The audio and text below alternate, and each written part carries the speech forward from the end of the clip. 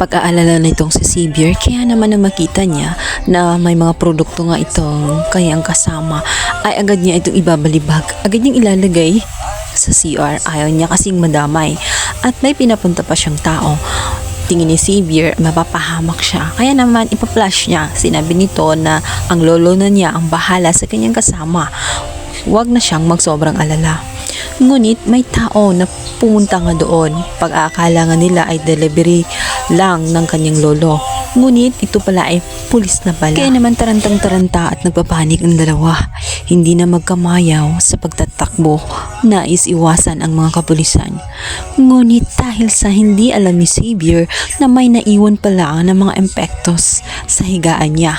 Dahil hindi lang pala ang hawak niya na naipla sa CR. Kaya naman sasabit pa rin sila at malalagay sila sa langanin. Darating nga ang time na mahuhuli din sila ng mga pulis dahil may warrant of arrest. Ang kaibigan ni Xavier ay may traitor pala. Walang kamalay-malay ang lolo nga ni Xavier sa nangyayari sa kanyang apo. Maging ang kanyang kaibigan ay aligagang-aligaga. Sinabi nito na gagawin ang lahat at protektahan. Ayaw nito na masira ang kanyang buhay.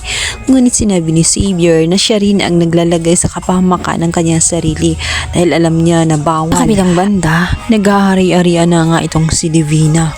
Matapos nga makuha ang kanyang gusto sa pamamagitan nga ng puwersahan. Gamit nga ang etong si Sonia kung saan galit na galit din dito kay Charlene at botong-boto naman ngayon kay Divina.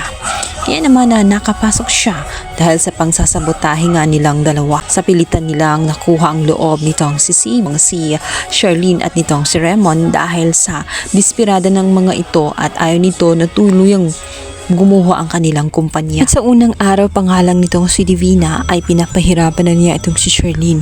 Ipinalipat niya ito ng pwesto at tinitingnan niya ito habang sa kabila na nga nakapwesto. Pinipicturean pa ito at proud na pinasa sa kanyang kaibigan ang kanyang ginawa. Masayang-masaya siya dahil nagagawa na niya ang kanyang gusto.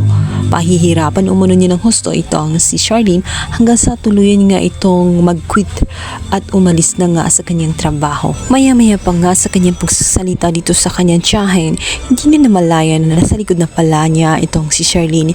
Kaya naman kinumpronta ni Charlene ito kung sino ba ang kanyang patatalsikin at paaalisin sa naturang kumpanya. At baka nagkakalimutan umano niya na hindi naman siya may-ari. Siya ay isang investor lamang at pag-aari pa rin ng kumpanya ni Raymond at itong si Charlene.